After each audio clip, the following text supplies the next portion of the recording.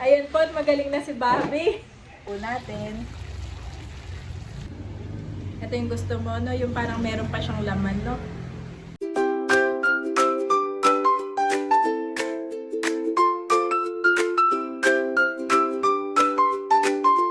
Kamusta mga kabeshi? Welcome back sa aking YouTube channel. Ayun po, at magaling na si Bobby. And for today's vlog po, magluluto kami ng chicken feet adobo. Bobby turn to cook. Guwapo daddy. Si Bobby po after magkasakit ay mas humaba pa. Mas lagi. Napakakulit nga po nito. Si tatay nga po ay nagpabili nitong chicken feet kay Kuya Baron doon sa bayan. Tatay. Ito nga po ay favorite ni tatay at ni nanay. Rich in collagen naman ito. Salamat kay Kuya Baron at dahil busy po kami kanina ay siya na po naglinis at saka hinugasan na po niya. At papakuluan ko lang po sa Sprite muna. Kasama po itong ibang sangkap. Ayan po si Mami, busy na. Bobby, what Mommy's cooking? What is that? Chicken feet. Sabi niya kanina. Chicken feet, correct. Matataba dati itong nabili ng Kuya Kaya Baron. nga. Dapat pala ganyan talaga. Matataba. Masarap niya na yung pressurized, no? Pagka nakikita ko yung chicken feet, ay yun lagi ang naisip kong luto, pressurized. Kaya tayo magluto sa Verona ng pressurized din. Sarap, yes, sarap. I-prepare lang si Mami. Yes, napakadaldal po nito. Tuwing umaga, pinakaunang nagigising ay si Bobby. Tapos ay ang daldal na niya. Tulog pa kayong dalawa ni Aye, tapos ito yung nakautlaan sa kanyang daliri, tapos ang dami sinasabi. Yung mga alam niyang salita ay parang kanyang nire-review. Salita lang siya ng salita, nagre-review siya.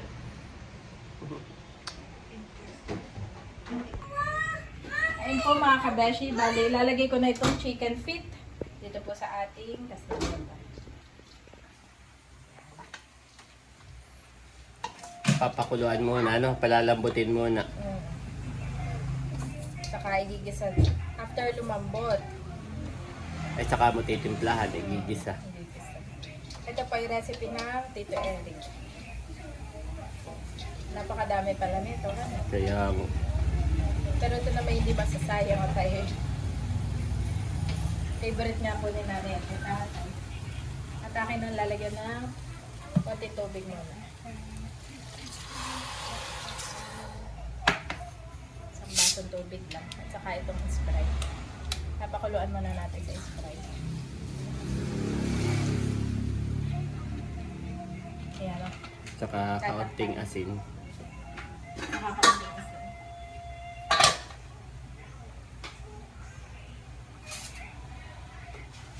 Mga ilang kutsara kaya, daddy? May kalahati lang, Mami. Ganyan lang, honey. Palalambutin muna daw dito, no? Pag malambot na, saka mo siya igigisa. Igigisa po. Titimplahan, Bobby ito. Kalong-kalo pa si Bobby, makulit. So, bali mga kabeshi, dinagdagan ko po ng konting tubig at lalagyan ko nga po ng konting luya.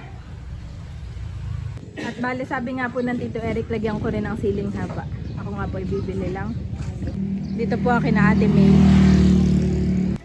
At bumili na nga po ako ng siling haba mga kabeshi doon po kay Ate May. Dalawa lang po nga ilalagay. Check ko na mga kabeshi. Wow! Ako nga po ay nagpaligo lang sa mga bata. Kuluan na po ito. Siguro another 15 minutes pa bago ko po igisa.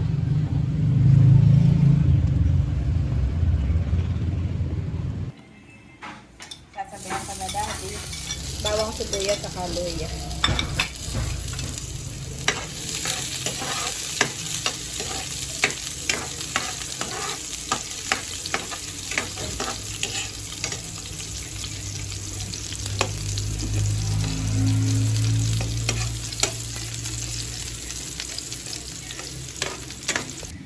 Ayan mga kabeshi, ako nga po ay nagpalit ng kawali. Masyado nga pong maliit yung kawali ko kanina.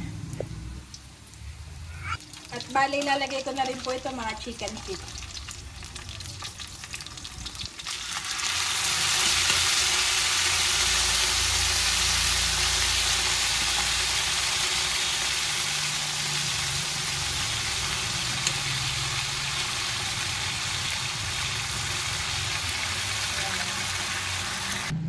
Nailagay ko na nga po itong chicken feet at bali lalagyan ko na po ngayon ng mga pampalasa. Nailagay ko na rin po pala mga kabeshi yung laurel leaf at saka nga po itong siling haba. Ayan po mga kabeshi, nailagay ko na yung mga pampalasa. Akin na pong hahaluin. Wow!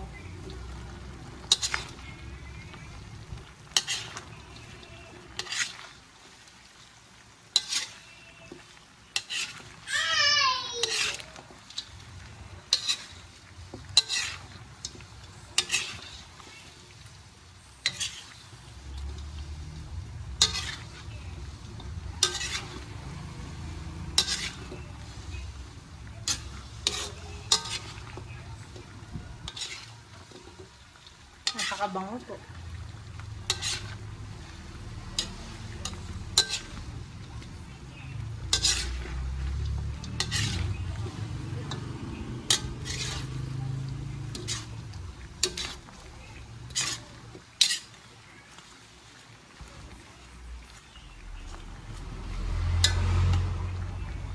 Papalambutin lang natin.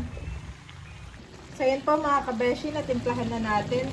At papalambutin pa natin para sumiin po yung lasa for another 15 to 20 minutes po. Okay. Who wants to eat na? Chicken feet. Chicken feet? You want chicken feet? Yeah. Ayan po si Daddy, tinulungan na ako maghalo. Okay naman ang lasa, Daddy. Yung ano na lang, Titikman ko na lang yung yung chicken. lambot na lang kung luto na talaga. Tikman po natin. Ito yung gusto mo, no? Yung parang meron pa siyang laman, no? Yes. Ano pa, Medyo maganit pa. Maganit pa. Ay, konting kulo pa. Oo. Ubusin mo na yun. Kung dito okay na, yung dito na lang. Iba talaga ang pressure rice sa ganyan, no? Walang konti na lang. At luto na po itong ating chicken feet mga kabeshi. Kakain na po. Kain na din po kayo. At luto na po itong ating chicken feet mga kabeshi. Kain na po. Sabi po ni Bobby masarap daw. At aming tinikman at pinatikim po si Bobby. Sabi niya, sarap. Mommy, sarap. God, Lord, we praise and honor you. Salamat sa mga pagkain aming pagsasaluhan. Pagpalain mo nga po ito, Lord, at may kalakasan ng aming katawan. In Jesus' name, amen. Excited na excited po si Bobby. Talaga naman turo ng turo. Chicken feet daw, chicken feet. Medyo hot pa, Bobby. At akin na po ipaghihimay si Bobby. Si Mami, una na pinakain yung dalawa. At after kumain, naligo na rin yan, ay matutulog na ulit. Kaya na nanay, nakaluto na. Sarap daw, sarap. Sarap, Bobby. Sarap.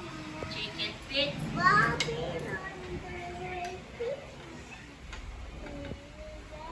Kain po tayo, mga kabeshi.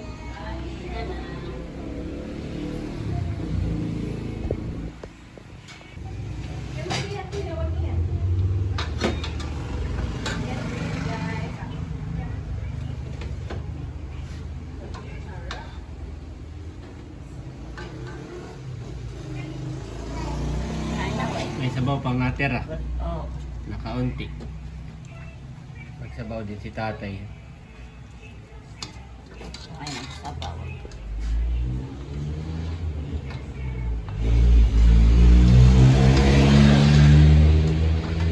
Daang ay alakit. Dapat ay yung bago na tatay, ang kunin mo na kanin. Bago na yan. May kanin, bago.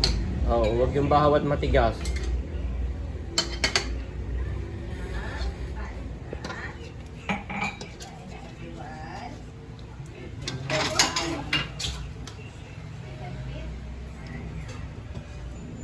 Yan nga, dinagdagan ko pa ng sabaw ay. Na-dry ulit. Pero at least sa'yo, meron naman pala. Nasa ilalim ang sabaw. Oh. Mamaya, pili ka na. Eric, kain na.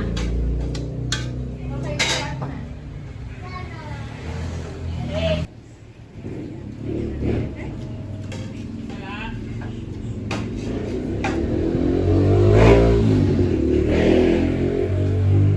Lumambot na naman eh. Pati ko nga wala. Kasi daw ay may gagawin. Dumaan kanina.